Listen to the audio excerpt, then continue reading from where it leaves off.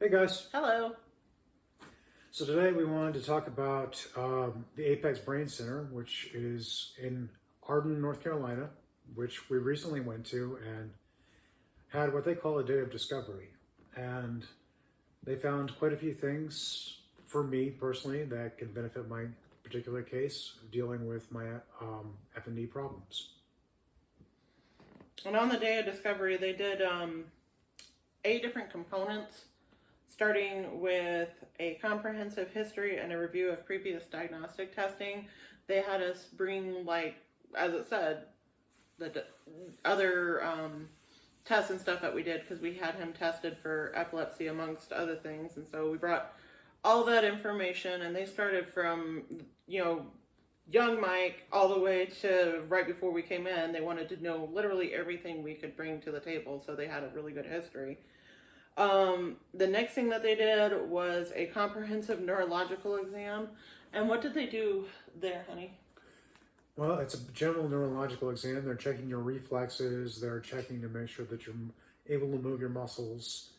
There are several other things that they did that are in that line, but I'm not sure if they're listed there. So I'll wait until you ask more questions. But basically, it's a general neurological exam. And that's where, like, they looked at your eyes and everything? No. No? Okay. I guess that was later on. Quantitative EEG. And that was where they did the measurement of the brain wave. And what did they find there? Basically, it was an MRI. If you ever had one before, an EEG, I'm sorry, not MRI, EEG. If you ever had one before, they're basically checking electrical impulses. With that one, they're looking for something a little bit different than most neurologists are going to be looking for. They're checking brain waves, and they found that I had an excessive amount of slow brain waves and not enough fast brain waves. And they also discovered that, unlike most people, when I opened my eyes, they tested me both with my eyes closed and with my eyes open, and they found that when I opened my eyes, the amount of fast brain waves I had decreased, when in the average person, they actually are supposed to drastically increase. And so basically, they were finding that the information I was taking in was overwhelming to me, and so it was overwhelming my brain and actually bogging it down. It was pretty amazing discovery there. After that, they did cognitive testing to assess memory, attention, executive function, and so on. So what did they find there? They found that most of my answers were correct, but that it was taking me too long to get those answers. That was done on a computer, and I was supposed to tap one of two options typically for an answer. And like I said, I was getting the right answers, but my timing was slow. And so that tied into the fact that I'm having the slow brain waves. Very cool. The next thing that they did, this is where the eye thingy came in, was video oculography. And that was where they assessed your eye movements. What did they find there? So they discovered that my eyes are constantly in motion, which your eyes are not supposed to be constantly in motion. They're supposed to rest at times and just stay still. Mine don't do that. They're constantly twitching. And your pupils, right? And the pupils are constantly dilating and shrinking and are oftentimes offset different sizes, even without stimulus. They tested me in the dark, so my eyes should have had no reason to be shrinking and dilating, but they were. And then after that, they did dynamic posturography for investigation of multiple aspects of balance. That's where they had you on that mat thingy. Yeah. So they did several balance tests, and when my eyes were open, my balance was pretty good. When my eyes were closed, my balance got drastically worse. Mostly that's to be expected. Mm-hmm. Your eyes do play a role in balance, so it is expected for your eyes to, when they're closed, for your balance to become less efficient. However, whether or not mine was significant, you would have to ask them. I don't quite remember. All right. So after that, they did what's called an interactive metronome test, and that was of mental and physical timing capabilities. What did they find there? Overall, my timing was pretty good. they were able to gather that I played music. I played a little bit of guitar in my time, and they were able to realize that just because my timing was good. So they said that generally helps with a person's timing. Right. And then at the end of the day, they reviewed all the testing, and they had their recommendations for treatment. And at that point, they had suggested they have a intensive therapy and a mini intensive therapy, and we opted for the mini intensive therapy. And that was, what did they do there? That was about 2.5 hour session a day for 5 days, and that and there we did cold laser therapy, which was directed at the brain, which helps with inflammation, and also they did the almost like a TENS unit. Yeah, it's nerve stimulation. They did that on my tongue, on my temples, and on a nerve in my wrist. Right. And that was to help stimulate the nerves, to help them to catch up. They found that during the day of discovery, the left side of my brain is not functioning as powerfully as the right side of my brain. So they were specifically targeting the nerves on the right side, which are directly connected to the left side of the brain. And then they had this table that you stood on, but then it didn't work out for you because of your seizures, so they had you sit on it, but then they had you doing that brain exercise where you went A, apple, B, banana, C, cherry, D, dragon fruit, so on and so forth. Yeah, so it was a mental exercise where I was supposed to name something for each letter of the alphabet, and a theme was picked. Yeah. And the board is a vibroplate. Basically, it makes tiny vibrations, and like she said, you're supposed to stand on it, and so it engages your stabilizer muscles. Hello, Tommy. And it makes your brain work a little bit harder when you're going through the mental exercise.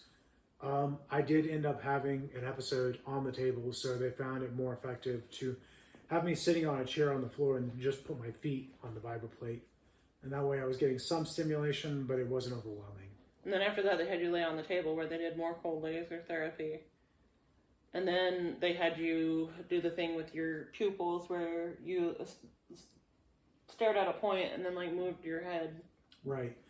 So this was to help with the eye problem, the fault in my eyes, the neurological fault in my eyes, and that is gaze stabilization. And that is, I'm supposed to look at something at about arm's length or a little bit further, and then turn my head slightly side to side for about 5 repetitions. Then they wanted me to close my eyes and then repeat. And they've got me doing something similar from home now afterwards. And it's side to side, up and down, yes, no's.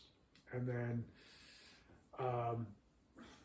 basically it's something that I have been able to continue at home, and it's been able to help with my eye problem. Right. And then after that, his favorite part. Hyperbaric. So hyperbaric is hyperbaric chamber therapy. It's basically you're in a tube that is pressurized and filled with oxygen, and it allows oxygen to penetrate your cells, and it encourages healing and helps your body to recover from various ailments. Lasts for about an hour. It takes about 7 minutes to pressure up. It takes about 7 minutes to bring it back down. And for me, it was difficult in the beginning to clear my ears. That's become less of a problem.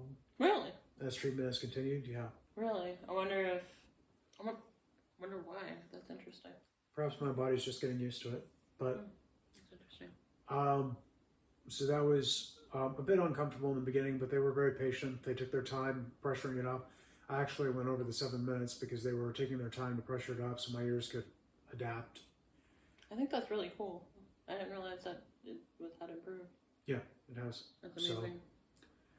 So yeah, they did the hyperbaric therapy chamber therapy rather, and